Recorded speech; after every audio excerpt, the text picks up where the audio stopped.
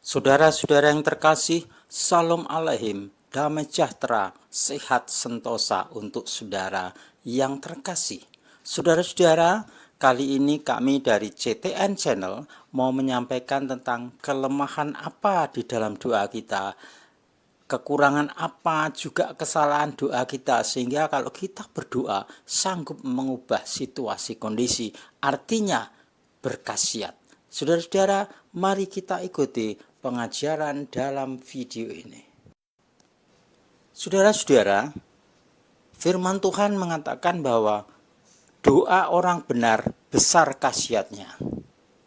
Apa artinya ini, saudara? Artinya adalah pertama, orang harus hidup benar. Doa orang benar berarti orangnya benar, artinya hidupnya sesuai dengan firman Tuhan. Yang kedua, cara berdoanya juga benar, mengakibatkan dapat mengubahkan segala sesuatu.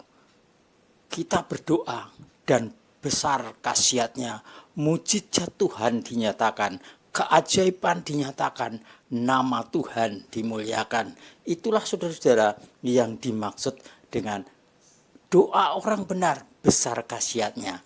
Nah, sekarang saudara-saudara, apa yang membuat kita bisa melakukan doa dengan cara yang benar?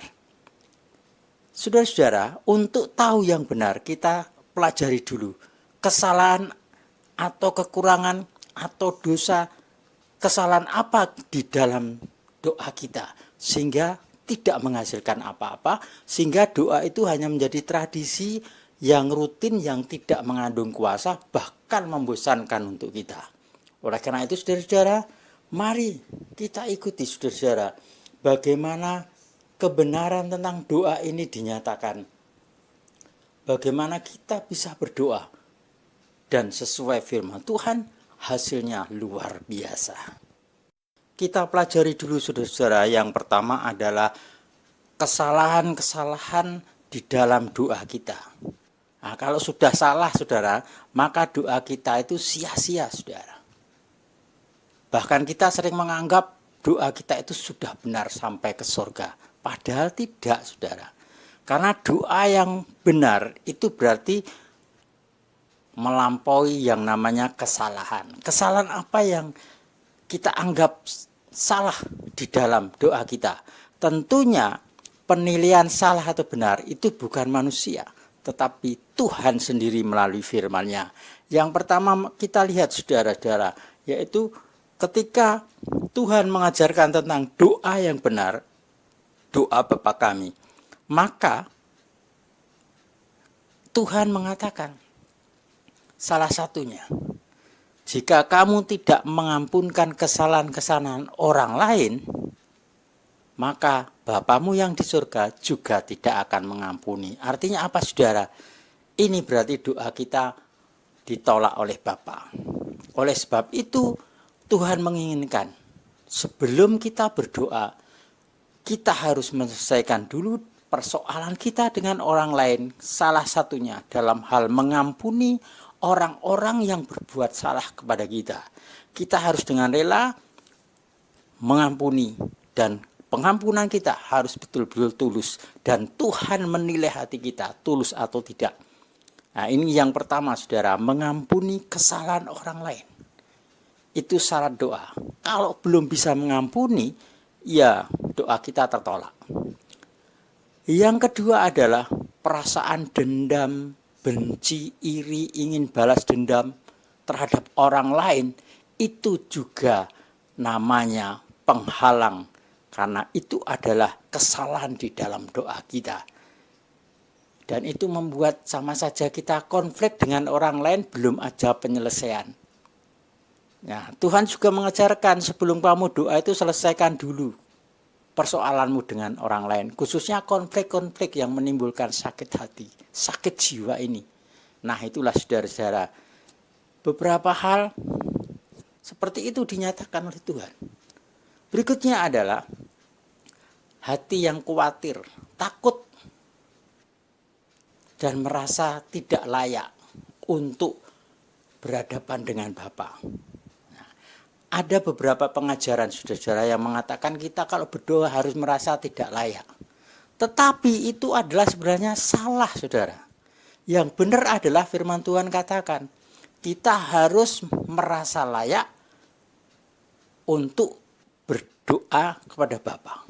Nah, firman Tuhan kan katakan, kalau hati kita masih tertuduh, maka doa kita tidak sampai kepada Bapa. Tuhan mengatakan kita dilayakkan bukan karena kebaikan jasa kita, bukan kepandaian harta kita, bukan pangkat golongan kita, tetapi kita dilayakkan di hadapan Bapa. Karena apa? Penyucian oleh darah Tuhan yang sudah mati, dikuburkan di antara orang berdosa, dan bangkit pada hari yang ketiga dari antara orang mati, hidup kekal. Itulah yang namanya Hamasyah, juru selamat kita. Itu mengatakan kalau kita percaya kepadanya, kita menjadi anak-anak Elohim, anak Tuhan. Dosa kita dihapuskan, kita dikuduskan. Jadi Bapa memandang kita orang yang percaya di dalam Dia, Sang Juru Selamat, Sang Mesias yang sesungguhnya. Itu adalah Bapa memandang kita dengan berlumurkan darah. Darah Yesua itu membungkus kita sehingga kita layak, berarti kita kudus di hadapan Bapa.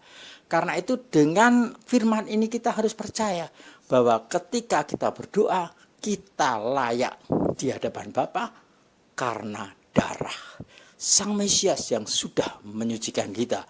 Jadi bukan merasa tertuduh, merasa bersalah terus. Kalau merasa tertuduh, bersalah terus, kapan kita mau layak?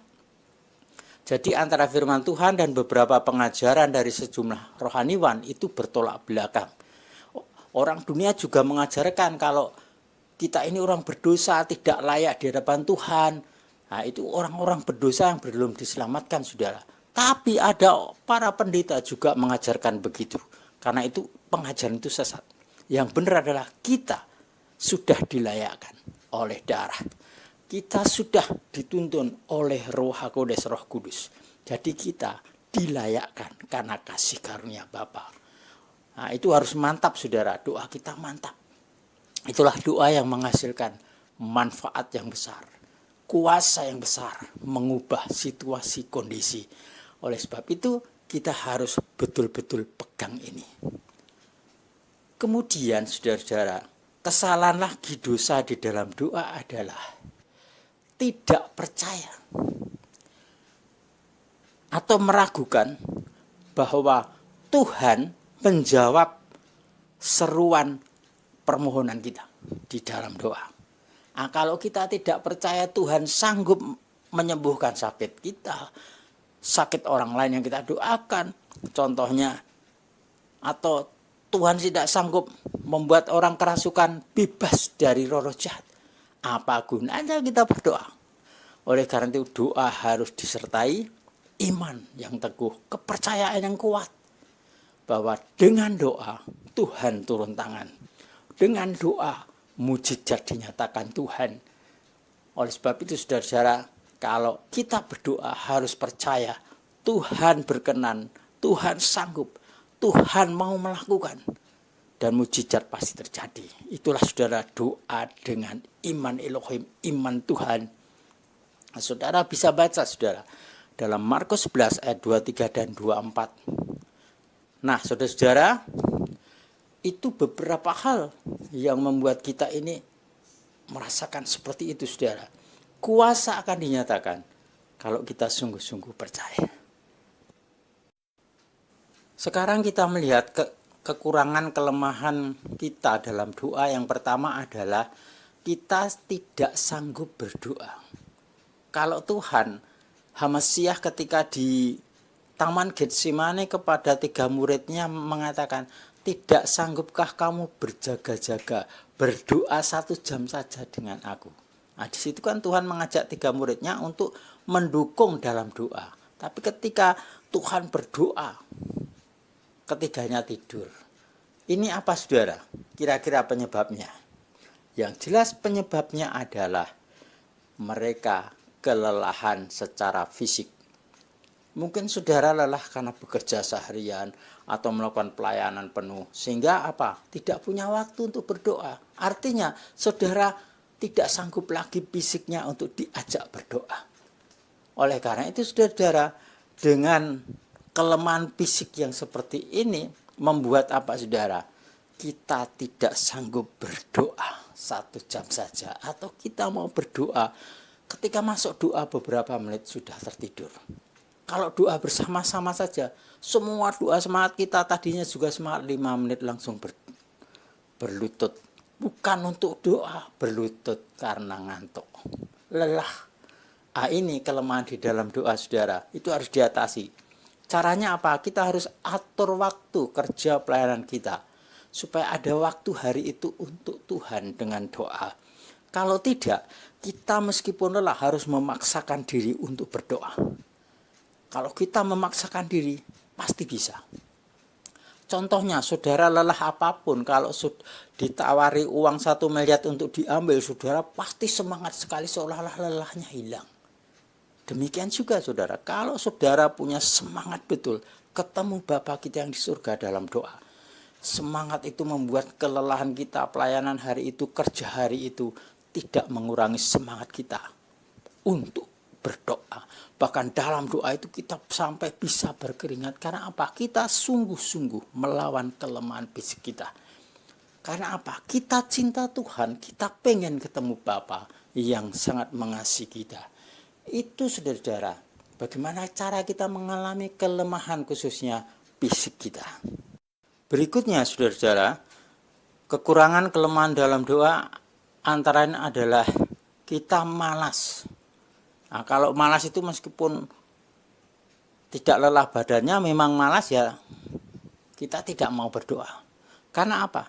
Kita lebih suka ketarik dengan hal-hal dunia yang menarik, tontonan HP, tontonan TV, tontonan, atau berhubungan dengan orang lain, bercanda dengan orang lain, bermain dengan orang lain, game dan seterusnya. Itu membuat apa saudara?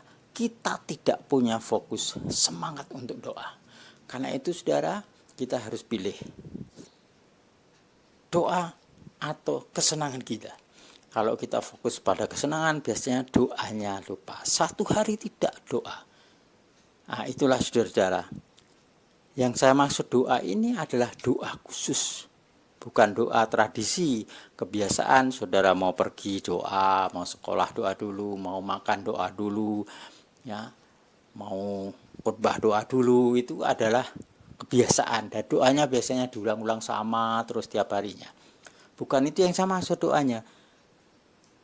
Dan itu juga penting saudara, tapi harus tiap doa disertai iman.